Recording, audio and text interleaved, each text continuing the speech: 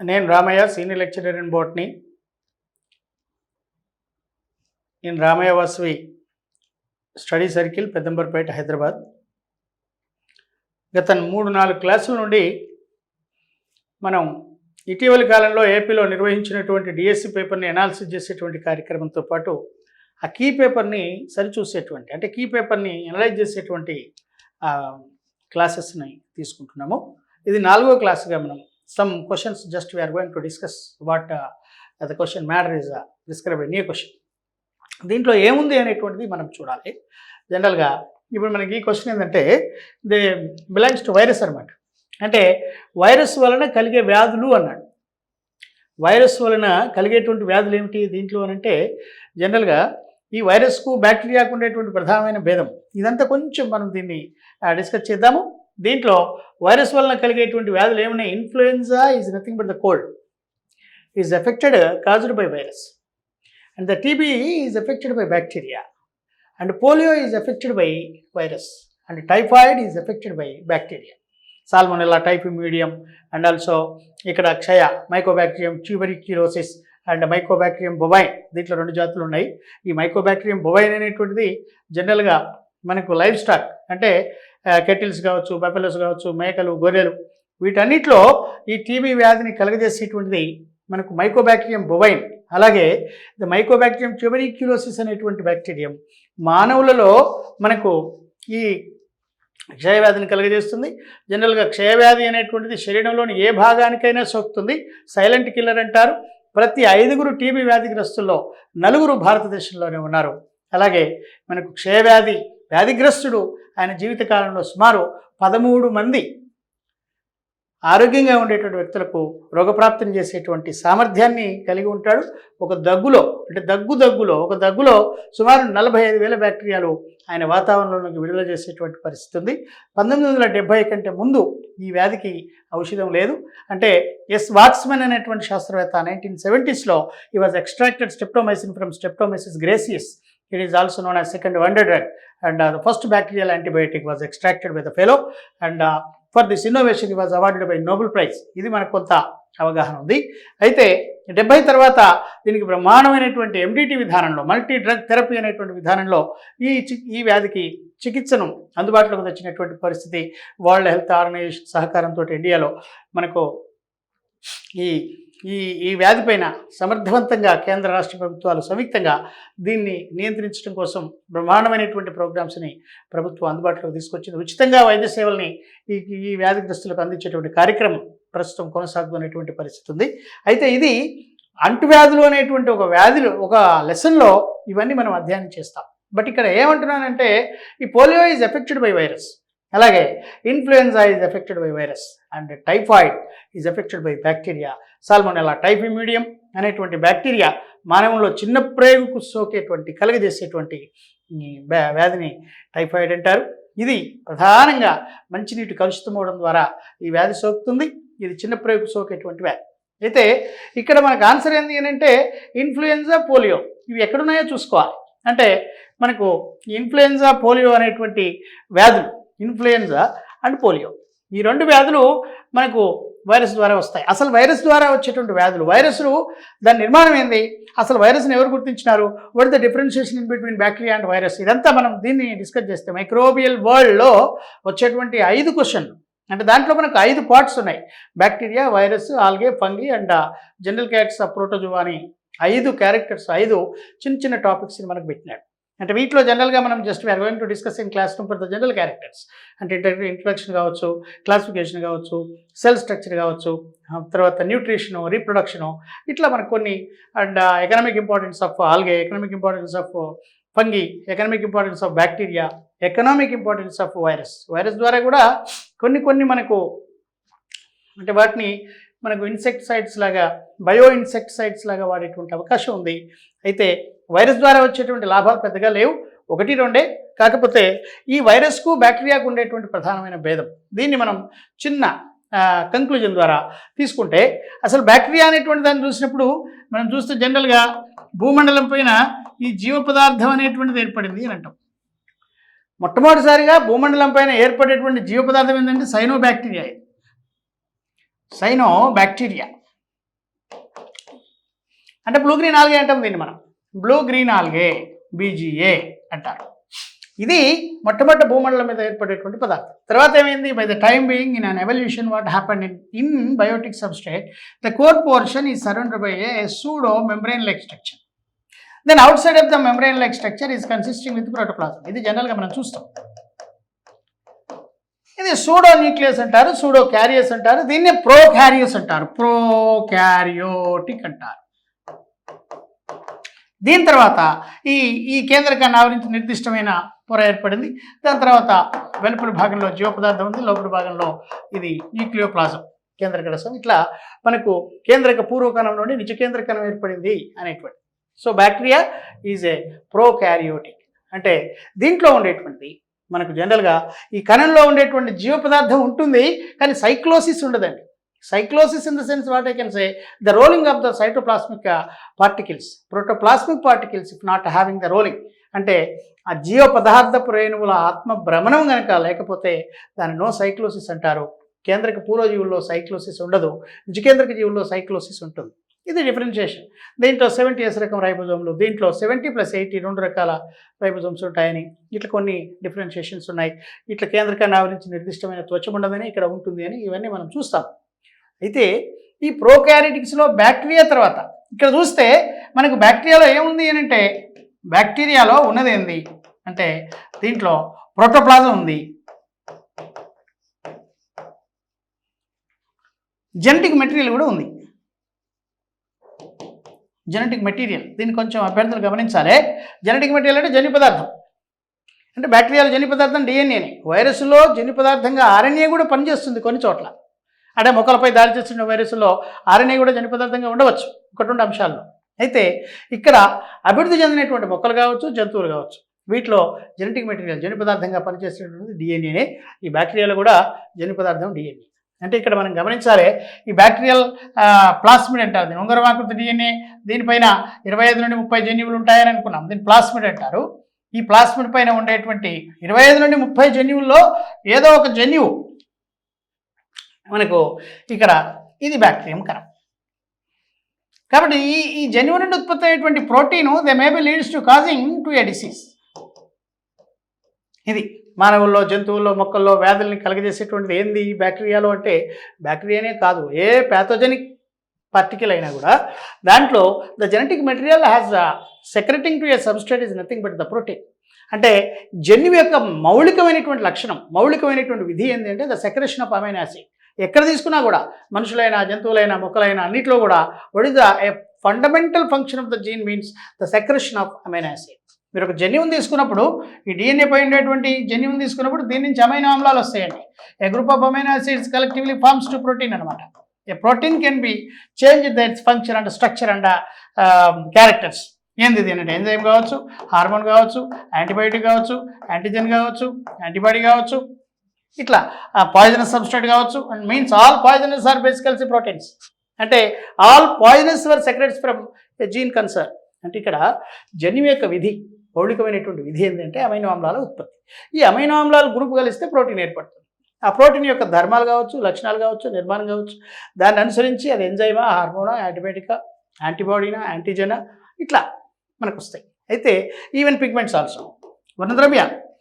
ఇప్పుడు అయితే haemoglobin is secret from the concern gene, the chlorophylls are secreted from the concerned gene and the carotenoids are secreted from concerned gene. అంటే నేను ఏమంటున్నా, all the pigments they are secreted from a gene particle. ఇక్కడ మనం ఒక అంశాన్ని చూస్తే నేను ఏమంటున్నాను అంటే, ఈ బ్యాక్టీరియాని తీసుకున్నప్పుడు ఈ బ్యాక్టీరియాలో ఉండేటువంటి జన్యు పదార్థమే వ్యాధికి కారణం. వ్యాధిని కలిగజేసేటువంటి జీవ పదార్థం కాదు. The protoplasm is not at all causes to disease in human beings or even in animals, even in plants. అంటే బ్యాక్టీరియాలో ఉండేటువంటి ఏ భాగం మనకు వ్యాధిని కలుగజేస్తుంది అని అంటే అది జన్యు పదార్థమే కానీ జీవ పదార్థం కాదు. అయితే ఇప్పుడు if you are applying an antibiotic on the bacteria, what happened? The antibiotic can destroy to the properties of protoplasm. అంటే యాంటీబయాటిక్ ఏం చేస్తుంది అంటే, ఔషధం ఏం చేస్తుంది? ఔషధాన్ని మనం బ్యాక్టీరియాని చెప్పడానికి పెట్టాం. ఏం చేస్తుంది అది అంటే, the antibiotic can destroy to the properties of protoplasm. What are the properties of protoplasm means is nothing but metabolism. Metabolism అంతా కూడా ప్రోటోప్లాజమే. మెటబాలిజం అంటే ఏంటి అంటే, దీంట్లో మొదటిది మూమెంట్ కావచ్చు, తర్వాత రీప్రొడక్షన్ కావచ్చు, గ్రోత్ కావచ్చు, లేదంటే సెన్స్ కావచ్చు, ఆల్ దీస్ ఆర్. అంటే ఈ క్యారెక్టర్స్ అన్నీ కూడా జీవ పదార్థానికి సంబంధించినటువంటివి. For kills to bacterium, what we can do means just we can applying for the antibiotic on against to the bacterium. In bacterial cell, what happened, the antibiotic can destroy to the metabolic activities which are concerns to the protoplasm. అంటే బ్యాక్టీరియాలో ఉండేటువంటి జీవ పదార్థం యొక్క లక్షణాలను విచ్ఛిన్నం చేయడం ద్వారా ఏమవుతుందంటే బ్యాక్టీరియా చనిపోతుంది. బ్యాక్టీరియాని చంపడానికి యాంటీబయాటిక్ అట్లా పనిచేస్తుంది. But after the innovation from bacteria, ఇక్కడ మనకు బ్యాక్టీరియాలో ప్రోటోప్లాజం ఉందండి, నెక్స్ట్ జన్యు పదార్థం కూడా ఉంది, అంటే ప్రోటోప్లాజం ఉంది, జన్యు పదార్థం ఉంది. దీని తర్వాత గుర్తించినటువంటి వైరస్, ఈ వైరస్లో ఓన్లీ జెనెటిక్ మెటీరియల్ ఉందండి, నో ప్రోటోప్లాజం.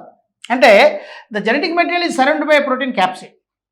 ఇది నిర్మాణం. మీరు ఏ వైరస్ని తీసుకున్నా దాంట్లో రెండే భాగాలు, ఒకటి జన్యు పదార్థం, దాన్ని ఆవరించి ప్రోటీన్ కోట్, దీన్ని క్యాప్సిడ్ అంటారు. దాంట్లో ఉప ప్రమాణాలు ఉంటాయి, క్యాప్సోమియర్స్ అంటారు, దాంట్లో అమైనో ఆమ్లాలు ఉంటాయి, ప్రోటీమర్స్ అంటారు. సరే ఏదున్నా సరే just the genetic material in a virus surrounded by a protein coat. So nucleoprotein, it is a nucleic acid surrounded by a protein, is nucleoprotein chemically. All the viruses are chemically nucleoproteins అంటాం. అంటే ఇప్పుడు ఈ వైరస్ని తీసుకున్నప్పుడు the వైరస్లో మనకు జన్యు పదార్థం ఉంది, జెనెటిక్ మెటీరియల్ ఉంది కదా, the genetic material causes to disease. If you are applying against for the virus an antibiotic, what happened, the antibiotic can destroy to the metabolic activities of the cell, but due to the lack of protoplasm in virus, if you are applying any antibiotic, what happened, no change, no reaction, no action, no destroying of the protoplasm or its concern metabolic activities. అంటే దీని అర్థం ఏంటంటే దీంట్లో మనకు జీవ పదార్థం లేదు కాబట్టి ఏంది, జీవక్రియలు లేవు కాబట్టి నువ్వేదైనా ఔషధాన్ని అప్లై చేసినప్పుడు ఆ ఔషధం అనేటువంటిది జీవక్రియలను నియంత్రిస్తుంది, డిస్ట్రాయ్ చేస్తుంది, జీవక్రియల్ని ఏర్పరిచేటువంటి జీవ పదార్థాన్ని డిస్ట్రాయ్ చేస్తుంది. వైరస్లో జీవ పదార్థమే లేదు కదా, కాబట్టి నువ్వు దాన్ని యాంటీబయాటిక్ పెట్టి డిస్ట్రాయ్ చేసేటువంటి పరిస్థితి ఉండదు. అయితే కానీ ఇప్పుడు దీంట్లో మనకేముంది అని అంటే just due to the lack of protoplasm there is no metabolism. Due to the lack of metabolism, no medicine becomes to develops for against to the viral diseases. అంటే ఈ వైరస్ ద్వారా వచ్చేటువంటి వ్యాధులకు వ్యతిరేకమైనటువంటి ఔషధాలను అభివృద్ధి చేసేటువంటి అవకాశం లేకపోవడానికి ప్రధానమైన కారణం ఏంటి అని అంటే due to the lack of protoplasm in cells. వైరస్లో జీవ పదార్థం లేదు కాబట్టి జీవ పదార్థం ద్వారా వచ్చేటువంటి మూమెంట్ కూడా లేదు, అంటే చలనం లేదు, రీప్రొడక్షన్ కూడా లేదు. జీవ పదార్థం లేకపోవడం వల్ల దానికి సంబంధించినటువంటి ఈ ప్రత్యుత్పత్తి, వైరస్లో ప్రత్యుత్పత్తి లేదండి. వైరస్లో ప్రత్యుత్పత్తికి ప్రత్యామ్నాయమైనటువంటిది ఏంటంటే లైఫ్ సైకిల్స్, జీవిత చక్రాలు ఉంటాయి, కానీ ప్రత్యుత్పత్తి లేదు. ఎందుకు లేదు? ప్రత్యుత్పత్తి అనేటువంటిది జీవ పదార్థం యొక్క లక్షణం. వైరస్లో జీవ పదార్థం లేకపోవడం వల్ల దానికి సంబంధించినటువంటి రీప్రొడక్షన్ ఉండదు, అలాగే సెన్స్ కూడా ఉండదు, అంటే రెస్పాన్స్ అంటాం, క్షోభ్యత అంటారు దీన్ని. అంటే బాహ్య బలానికి జీవ పదార్థం చూపేటువంటి రియాక్షన్. ఆ జీవ పదార్థమే లేనప్పుడు దాని రియాక్షన్ ఏమి లేదు, కాబట్టి క్షోభ్యత కూడా ఉండదు. అలాగే గ్రోత్ కూడా ఉండదు. Growth is a character of protoplasm. పెరుగుదల అనేటువంటిది జీవ పదార్థం యొక్క లక్షణం. కాబట్టి ఈ జీవ పదార్థం ద్వారా ఉండేటువంటి 4 లక్షణాలు వైరస్లో లేవు, అంటే చలనం లేదు, పెరుగుదల లేదు, క్షోభ్యత లేదు, తర్వాత ప్రత్యుత్పత్తి లేదు. ఈ 4 లేకపోవడం వల్ల ఈ 4టిని కలిపితేనే మెటబాలిజం అంటారు. మెటబాలిజానికి కారణం ఏంటి అని అంటే ప్రోటోప్లాజం. ఈ ప్రోటోప్లాజం లేదు కాబట్టి, మెటబాలిక్ యాక్టివిటీస్ లేవు కాబట్టి ఈ 4 లేవు.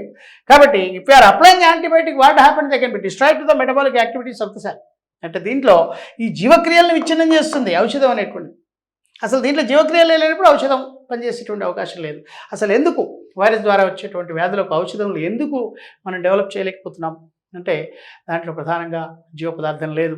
ఆ జీవ పదార్థం లేకపోవడం ద్వారా దాంతో కలిగేటువంటి లక్షణాలు ఏంటవి, పెరుగుదల, ప్రత్యుత్పత్తి, చలనము, క్షోభ్యత అనేటువంటి అంశాలు, ఆ లక్షణాలు దీంట్లో మనకు కనిపించేటువంటి అవకాశం లేదు. కాబట్టి పర్టికులర్గా ప్రత్యేకంగా మనం జీవ పదార్థం అంటే వైరస్ ద్వారా వచ్చేటువంటి వ్యాధులకు మనం స్పెషల్ మెడిసిన్స్ని డెవలప్ చేసేటువంటి అవకాశం లేకుండా ఉంది. అలాగే ఇప్పుడు ఇక్కడ ఏమంటున్నామనంటే ఈ వైరస్ ద్వారా వచ్చేటువంటి వ్యాధులన్నిటికీ కూడా ఔషధాలు లేవండి. ఇప్పుడు ఇన్ఫ్లుయెంజా అంటారు, దీని ఇన్ఫ్లుయెంజా మనకు తెలిసిందే. ఏంటది ఇన్ఫ్లుయెంజా అని అంటే చూడండి, ఇన్ఫ్లుయెంజా అంటే ఇది మనం జనరల్గా కోల్డ్ అంటాం, అంటే జలుబు.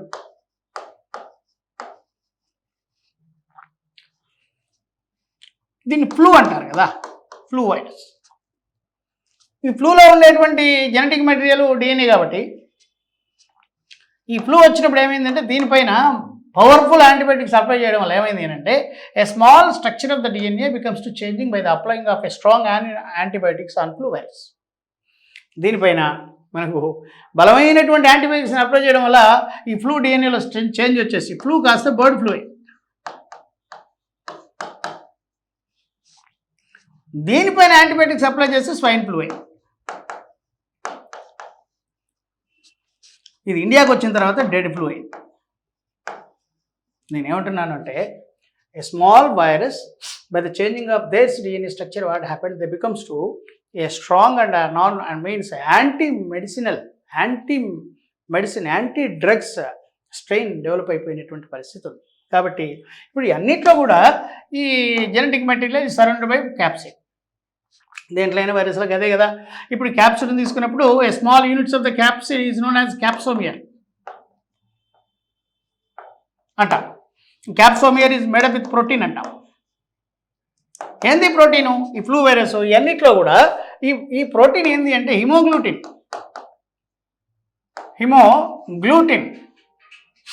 అండ్ నిరామినిడేస్. ఇది మనకు ఉన్నటువంటి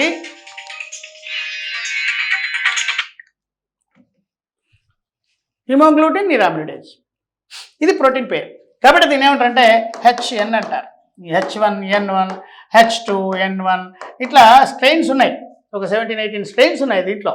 కాబట్టి ఇప్పుడు దీన్ని H1N1 అంటే is causes to swine flu. అయితే నేనేమంటానంటే ఈ వైరస్ల యొక్క అధ్యయనం చాలా మనకు సంక్లిష్టమైనటువంటిది. ఈ డిఎన్ఏ సిలబస్లో, ఈ డిఎస్సి సిలబస్లో మనకు bacteria, virus, microbes, all microbes they given in our syllabus. ఏమున్నాయి దీంట్లో అంటే బ్యాక్టీరియా ఉంది, వైరస్ ఉంది, తర్వాత మనకు general characters of protozoan animals ఉన్నాయి. Means majority protozoan animals are made with unicellular as like as the వైరస్లో సెల్ స్ట్రక్చరే లేదు.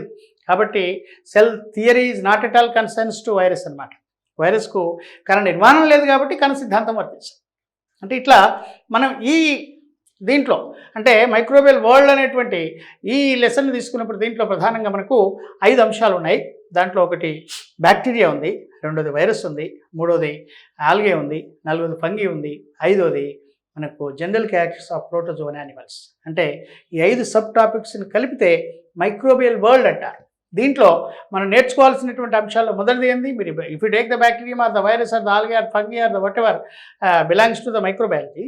So what we can learn orderly means first you should be going to discuss to the introduction, then followed by classification, then followed by cell structure, then followed by nutrition, then followed by reproduction, then followed by economic importance of microbes. Means concern algae or fungi. What we are going to discussing that the economic importance just we should be going to learn briefly. Then after I think economic importance of microbe. Then after is there any diseases is belongs to such microbe. అంటే మనకు సూక్ష్మజీవుల ద్వారా వచ్చేటువంటి వ్యాధులు, అది కూడా ఒక lesson ఉంది మనకు. సూక్ష్మజీవుల ద్వారా వచ్చేటువంటి వ్యాధులు, అంటువ్యాధులు, అంటించుకునేటువంటి వ్యాధులు, అంటువ్యాధులు కాని వ్యాధులు. అంటువ్యాధులు కాని వ్యాధులు అనేటువంటి జెనెటిక్స్లో ఉంటుంది.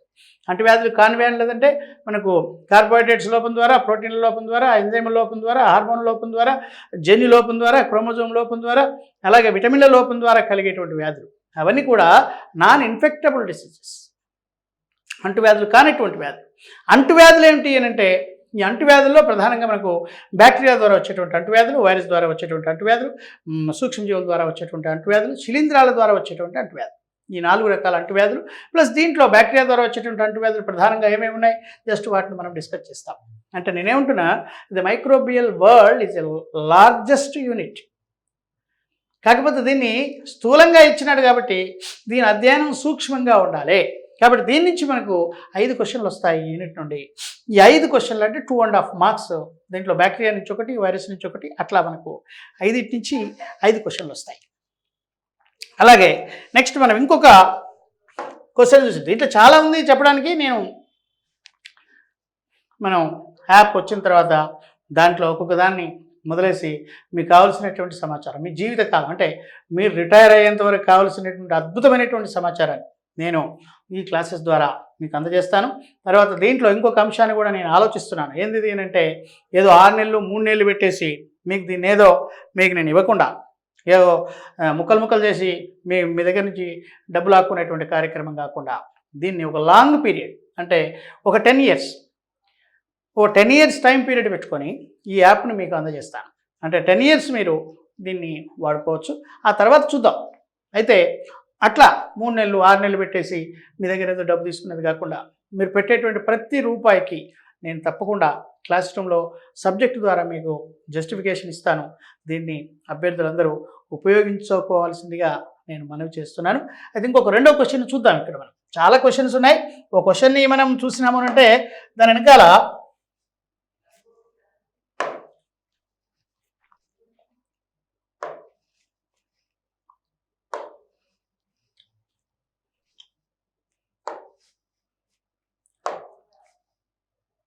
చూడండి,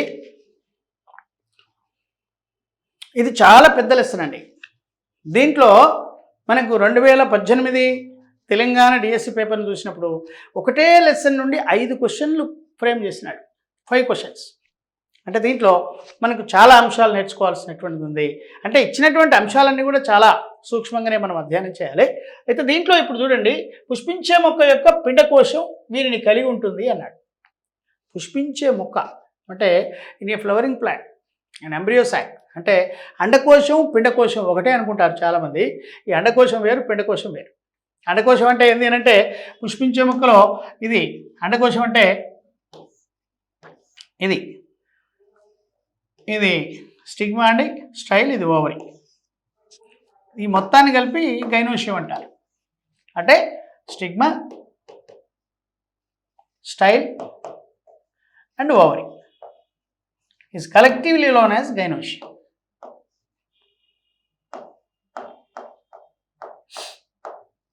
What is gynoecium means? Stigma, style, ovary. ఈ మూడింటిని కలిపితే అండకోశం అంటారు. ఈ అండకోశంలో ఓవరీలో కార్పెల్స్ ఉంటాయండి. ఇది కార్పెల్ అంటే ఫలదళము అంటారు. ఇది కూడా కార్పెలే. ఈ రెండు కలిసి ఉన్నాయి కాబట్టి ఫ్యూజర్ అంటారు. ఈ కార్పెల్లో ఏముంటుంది? లాక్యూల్ ఉంటుంది. ఇదంతా చాలా స్పష్టంగా మనం డిస్కస్ చేయాలి, టైం పడుతుంది. బట్ ఇక్కడ ఈ క్వశ్చన్కి సంబంధించింది ఏదో మీ ముందు పెడుతున్నాను. ఇది లాక్యూల్ అంటారు. ఈ లాక్యూల్లో ఉంటుంది ఓవ్యూల్. అంటే గైనోషియం, ఓవరీ, కార్పెల్, లాక్యూల్, ఓవ్యూల్. ఈ ఓవ్యూల్లో ఓవ్యూల్ ఇట్లా ఉంటుంది. ఇది ఓవ్యూల్. ఈ ఓవ్యూల్లో ఎంబ్రియో సాక్ ఉంటుందండి. ఇది ఎంబ్రియో సాక్. అంటే ఓవ్యూల్లో పిండకోశం ఉంటుంది. పుష్పంలో స్త్రీ ప్రత్యుత్పత్తి ప్రతినిధిని అండకోశం అంటారు. ఇది స్త్రీ ప్రత్యుత్పత్తి ప్రతినిధి.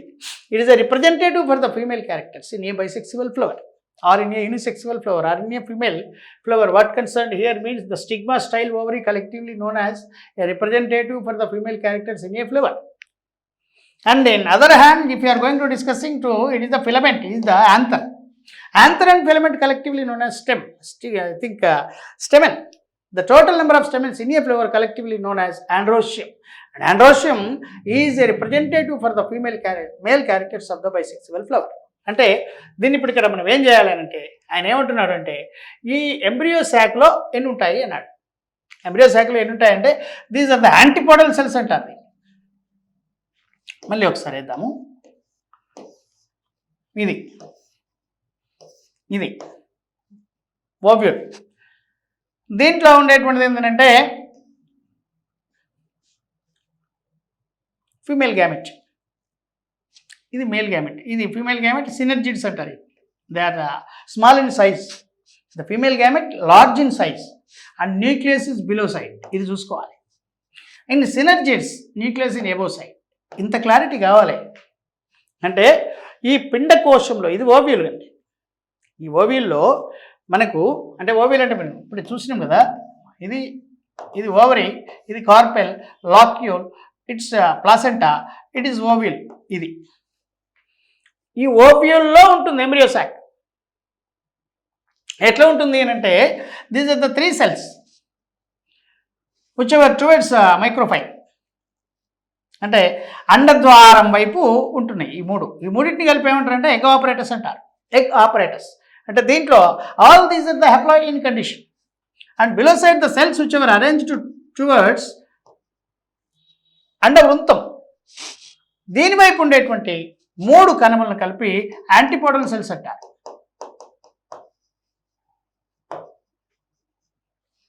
విషయం ఏంటంటే ఇప్పటి వరకు కూడా ఈ పిండకోశంలో ఉండేటువంటి ఈ యాంటీపోడల్ సెల్స్ ప్రతిపాదిత కణములు అంటారు. ఈ ప్రతిపాదిత కణాలకు ఉన్నటువంటి నిర్దిష్టమైనటువంటి ఫంక్షన్ ఏమిటి అనేది ఇంతవరకు కూడా గుర్తించబడలేదు. కాబట్టి వీటిని ఏమంటారంటే it is the sexual a portion of the part, అంటే ఈ లైంగిక తత్వం కలిగినటువంటి ఈ భాగంలో ఇవి శాకీయ కణాలు.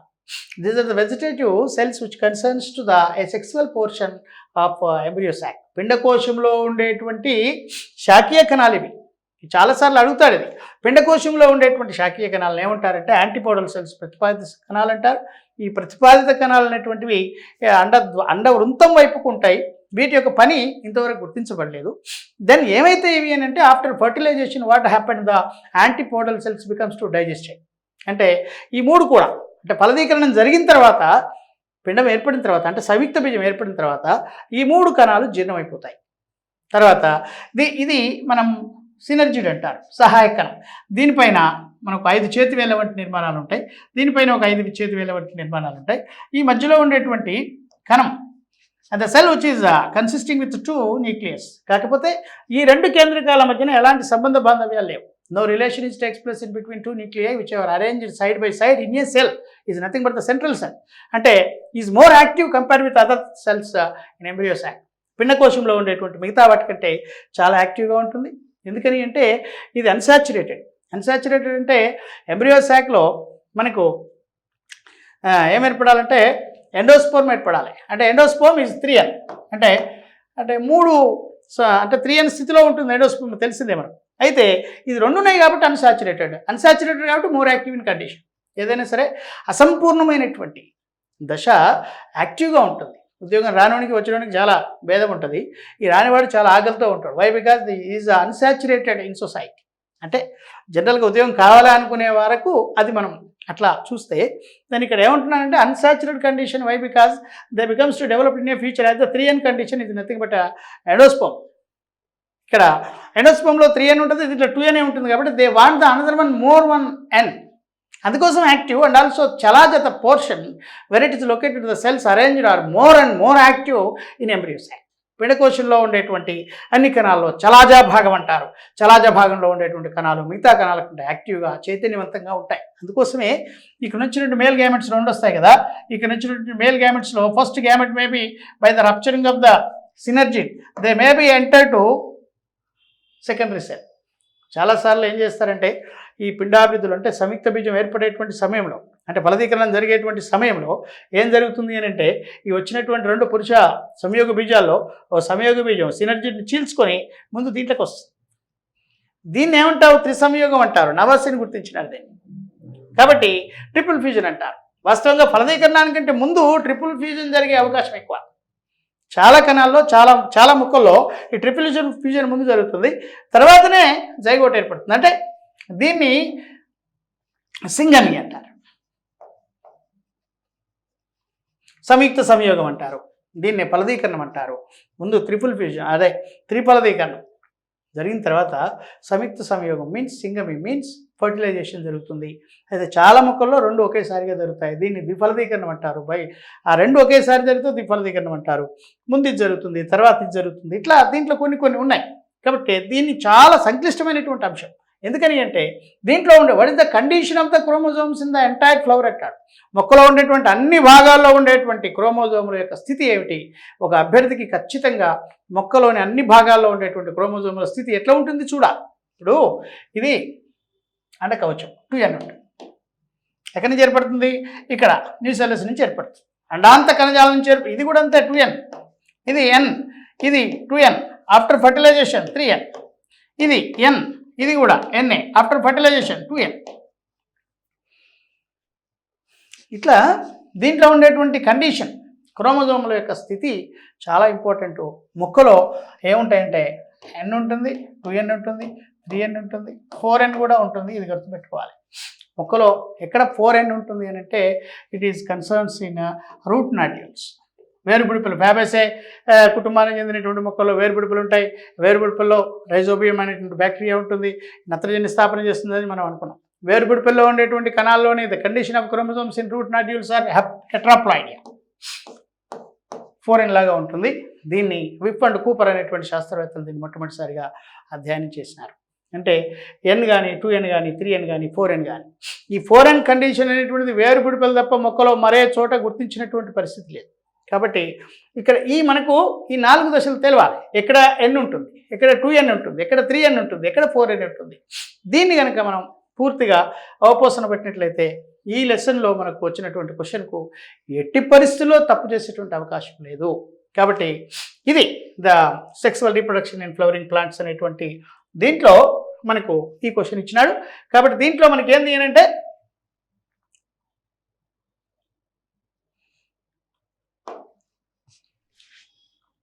ఇప్పుడు చూడండి, దీంట్లో పిండకోశం, ఇది స్టిగ్మా, స్టైల్, ఇది కదా, ఇది కార్పెల్ కదా, ఇది లాక్యూల్ కదా. లాక్యూల్లో మనకు ఓవ్యూల్ ఉంటుంది కదా. ఈ ఓవ్యూల్లో ఎంబ్రియో శాక్ ఉంటుంది. ఎంబ్రియో శాక్ని తీసుకున్నప్పుడు ఇట్లా ఉంటుంది. ఇది ఓవ్యూల్ కదా, ఇది అండ వృంతం, ఇది అండ కవచం. ఇది మనకు ఫీమేల్ గ్యామెట్, ఇది the male gamete, sorry synergid, below side nucleus, above side nucleus, central cell, అదే అనమాట. ఇది antipodal cells. The total number of cells are 7. You see 1 2 3 4 5 6 7. But how many nuclei means the central cell is consisting with 2 nuclei. కాబట్టి దీన్ని 8 nuclei అంటారు. ఈ స్థితి పెద్దగా దీన్ని మనం ఏదో డిస్కస్ చేయాల్సినటువంటి ఏం కాదు, కానీ దీనికి బోత్ సైడ్స్ సరౌండింగ్ అండ్ ఇన్డెప్త్లో మాత్రం దీనికి తప్పకుండా ఈ the sexual reproduction flowering plants అనేటువంటి లెసను చాలా మనకు క్లిష్టంగా ఉంటుంది. అంటే మేల్ గ్యామెట్ ఏర్పడేటువంటి విధానం, తర్వాత ఫీమేల్ గ్యామెట్ ఏర్పడేటువంటి విధానం. ఫీమేల్ గ్యామెట్ అంటే మనకి ఎక్కడి నుంచి ఏర్పడుతుంది, ఇది ఇక్కడ న్యూసెల్లస్ అంటారు, అండాంత కణజాలం ఉంటుంది. ఈ అండాంత కణజాలం తీసుకున్నప్పుడు దాంట్లో మనకు జనరల్గా ఇది అండాంతర కణజాలం, ఇది ఓవరీ అనుకుంటే ఇది అండాంత కణజాలం. ఈ అండాంత కణజాలం ఉంటుంది డిప్లాయిడియా, ద్వయస్థితిలో ఉంటుంది. అంటే నేను దీన్ని 2 కీగా చెప్తున్నాను, ఫాస్ట్గా చెప్తున్నాను. ఇది మనం క్లాస్ రూమ్లోకి వెళ్ళినప్పుడు ఇట్లా కాదు, దీన్ని డిస్కస్ చేసేటువంటి విధానం వేరే ఉంటుంది. ఇది నేను క్వశ్చన్ పేపర్ని డిస్కస్ చేయడానికి ఎక్కువ వీడియోలు అవసరమైతే బోర్ ఫీల్ అయ్యేటువంటి అవకాశం ఉంది. కాబట్టి నేను దీన్ని ఏదో కొంచెం ఫాస్ట్గా మీకు అర్థమవుతుంది అనేటువంటి ఆలోచనతో నేను దీన్ని 2 కీగా చెప్తూ పోతున్నాను. అయితే ఇప్పుడు ఇక్కడ చూడండి, ఇది మనకు అండకోశం, పిండకోశం కాదు అండకోశం. ఇది అండాంత కణజాలం అంటారు. ఇప్పుడు ఈ అండాంత కణజాలంలో కూడా మనకు దీంట్లో ఏముంటుంది అని అంటే ఎపిడామిస్ ఉంటుంది, దీని లోపల హైపోడామిస్ ఉంటుంది. ఇది ఎపిడామిస్, ఇది హైపోడామిస్. ఈ హైపోడామిస్ని ఎండోథాలియం అంటారు. ఈ ఎండోథాలియం అనేటువంటి ఇది ఎండోథాలియం. ఎండోథాలియం అంటే ఉపబాహ్య చర్మం. ఇది అంటే అండాంత కణజాలంలో ఉండేటువంటి ఉపబాహ్య చర్మం. బాహ్య చర్మం కాదండి ఇది. ఈ బాహ్య చర్మం ఇది కాకుండా ఇది మనకు ఉపబాహ్య చర్మం. అంటే ఈ ఉపబాహ్య చర్మాన్ని ఎండోథాలియం అంటారు. ఈ ఎండోథాలియం దీన్ని ఇక్కడి నుంచి ఇక్కడ తీసుకుంటే ఇట్లా ఇది ఎండోథాలియం. కాబట్టి ఇందులో ఉండేటువంటి కణం ఇది ఓవే మదర్ సెల్గా మారుతుంది. It's undergoes for the meiosis అనమాట. In meiosis the 4 cells are formed, of them 3 cells are still felt in sterile. ఈ 3 ఇవి వంధ్యం. కాబట్టి ఇది మనకు అండం. ఇప్పుడు దీంట్లో ఏం జరుగుతుంది అని అంటే first they undergoes for the 7 mitosis. 7 mitosis అంటే దీని నుంచి ఫస్ట్ ఇట్లా 2 ఇది 7 మైటాసిస్ ద్వారా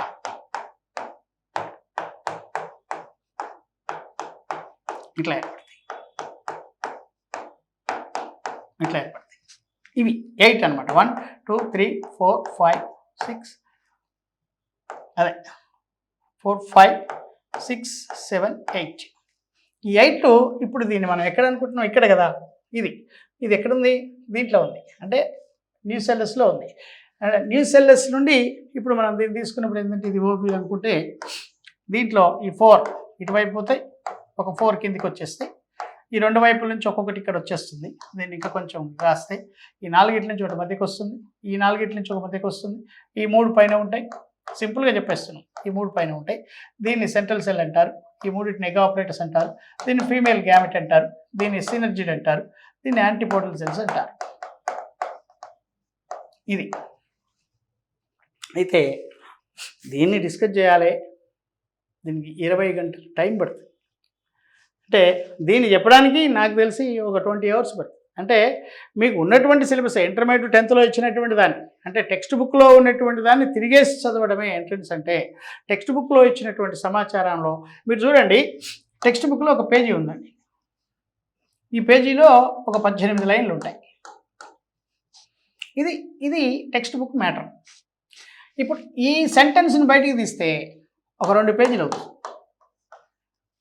ఇదేమో అకాడమిక్ ఓరియంటేషన్, ఇది ఎంట్రన్స్ ఓరియంటేషన్.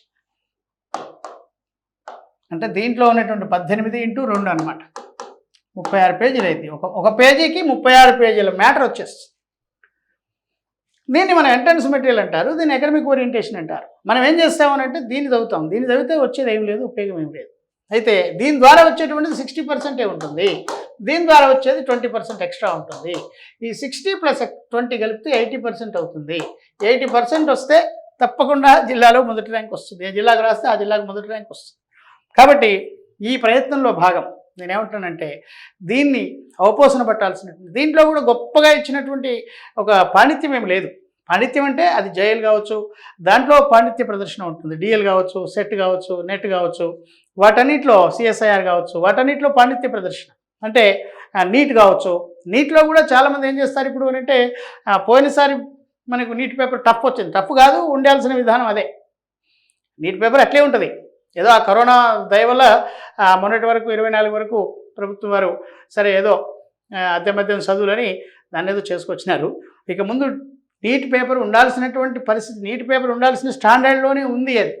అంటే ఇప్పుడు మీరు ఎంసెట్ పేపర్ చూడండి, ఎంసెట్ పేపర్ 83లో స్టార్ట్ అయింది తెలంగాణ రాష్ట్రం, ఉమ్మడి తెలుగు రాష్ట్రంలో ఎన్టీ రామారావు గారు గౌరవనీయమైన ముఖ్యమంత్రిగా ఉన్నప్పుడు 83లో మనకు ఎంసెట్ స్టార్ట్ అయింది. అక్కడి నుంచి వస్తూ ఉంటా ఉంటే పేపర్ టఫ్ అయిపోయింది. ఈరోజు ఎంసెట్లో సీట్ రావాలంటే పిల్లవాడికి చాలా పరిజ్ఞానం అవసరం, అదే నీట్లో సీట్ రావాలంటే పెద్దగా పరిజ్ఞానం అక్కర్లేదు అనేటువంటి భావం ఉండే. ఇప్పుడు ఏం చేశాడంటే ఈ సంవత్సరం టఫ్ ఏం చేయలేదు, నీట్ పేపర్ని ఎంసెట్ పేపర్కు ఈక్వల్గా ఫ్రేమ్ చేసినాడు. దీనివల్ల మరి పిల్లలందరూ ఏదో అయిపోతున్నారు. ఈ కాలేజీలలో పనిచేసి చెప్పేటువంటి లెక్చరర్స్ కూడా ఎన్సీఆర్టీలో ఏముందో అదే. ఇది తప్పుడు విధానం. దీన్ని తప్పకుండా అది దూరిపోయడం ద్వారా పిల్లలకు ఇప్పుడు మనం ఎక్స్పాండ్ చేసి సబ్జెక్ట్ని చెప్పేటువంటి అవకాశం లేకుండా పోతుంది. దీన్ని తల్లిదండ్రులు, విద్యార్థులు అందరూ తప్పకుండా గమనించాలి. ఒక హై స్టాండర్డ్ సీట్ని కావాలనుకుంటే మామూలు పరిజ్ఞానంతో రావటం ద్వారా, అంటే దాన్ని ఫిల్టరైజేషన్ అనేటువంటిది అట్లా కాదు. కాబట్టి సరే అదంతా కొంత మనం ఆలోచన చేయాలి, కొంత పరిశీలించాలి, కొంత ఆచరించాలి. కాబట్టి ఇక్కడ నేనేమంటున్నానంటే the subject what they are prescribing in DSC is not a simple, అంటే సింపుల్గా ఉన్నటువంటిది కాదు. దీంట్లో చాలా అంశాలు ఇమిడి ఉన్నాయి. కాబట్టి దీన్ని నేను తప్పకుండా మీ అందరికీ నేను Ramaiah Vasavi medical academy, Ramaiah Vasavi study circle అనేటువంటి ఈ వేదిక నేను నా మిగిలిన జీవితం మొత్తం కూడా మీ రిటైర్మెంట్ అయ్యేంత వరకు కూడా ఓ అద్భుతమైనటువంటి బయోసైన్స్ని నేను మీ అందరికీ వీడియోల ద్వారా, తర్వాత నోట్స్ ద్వారా నేను తప్పకుండా మీకు అందిస్తాను. దీని 2-3 రోజుల్లోనే నాకు తెలిసి ఒక 2-3 డేస్లో ఈ రామయ్య వాసవి ఈ స్టడీ సర్కిల్ అనేటువంటి యాప్ మనకు ప్లేస్టోర్లోకి డౌన్లోడ్ అవుతుంది. దాన్ని తప్పకుండా అందరూ మీరు పరిశీలించి తీసుకోవాల్సిందిగా మనవి చేస్తున్నాను. ఈ సబ్జెక్ట్ అనేటువంటిది మీకు తప్పకుండా, అంటే మీరు ఉద్యోగం పొందిన తర్వాత మీ రిటైర్మెంట్ వరకు కూడా ఆ నోట్స్ మీ దగ్గర ఉంటే ఎన్సైక్లోపీడియా ఆఫ్ బయాలజీ కానీ దాన్ని మీ ముందుకు తెస్తాను. అంటే భవిష్యత్తులో మీ క్లాస్ రూమ్లో ఎవరైనా స్టూడెంట్ క్వశ్చన్ రేజ్ చేసినా దానికి సంబంధించినటువంటి సమాచారం దాంట్లో ఉంటుంది. అలాగే మీరు ఒక గ్రూప్ 1 గ్రూప్ 2 పరీక్షను రాయబోయినప్పుడు ఎస్ఐ రాసినా సరే దటన్నిటిలో మనకు జనరల్ సైన్స్ అనేటువంటిది ఒక పార్ట్ ఉంది. ఆ జనరల్ సైన్స్లో అడిగేటువంటి క్వశ్చన్స్ అన్నీ కూడా ఈ నోట్స్లో ఉంటాయి. అంటే జనరల్ సైన్స్కి సంబంధించిన నోట్స్ క్వశ్చన్స్ ఉంటాయి. అలాగే మీ డిఎస్సి కంటెంట్ కావచ్చు, లేదా జేఎల్ కంటెంట్ కావచ్చు, మీ సెట్ కావచ్చు, నెట్ కావచ్చు, ఈవెన్ టెట్ కావచ్చు.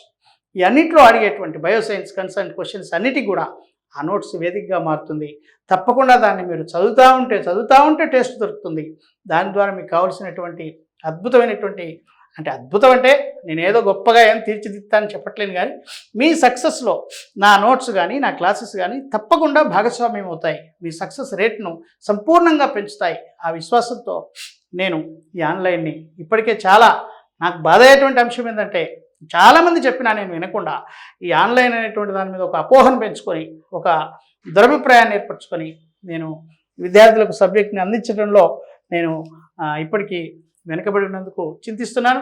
ఇక ముందు నేను తప్పకుండా ఈ వీడియోల ద్వారా, ఈ క్లాసెస్ ద్వారా మీకు కావాల్సినటువంటి బయోసైన్స్ కన్సర్న్ సబ్జెక్ట్ని మీ అందరికీ తప్పకుండా అందుబాటులోకి తీసుకొస్తాను. నేను నోట్స్ని, ఈ క్లాసెస్ని మీరు తప్పకుండా విని వీటిని మీరు దీని ద్వారా సక్సెస్ని పెంచుకుంటారని ఆశిస్తున్నాను. ఈరోజుకు ఈ వీడియోని ఆపివేసి నెక్స్ట్ టుమారో మళ్ళీ ఇంకో కొన్ని క్వశ్చన్స్ని ఇంకో వీడియో ద్వారా నేను మీ ముందుకు తెచ్చేటువంటి ప్రయత్నం చేస్తాను. Thank you to all.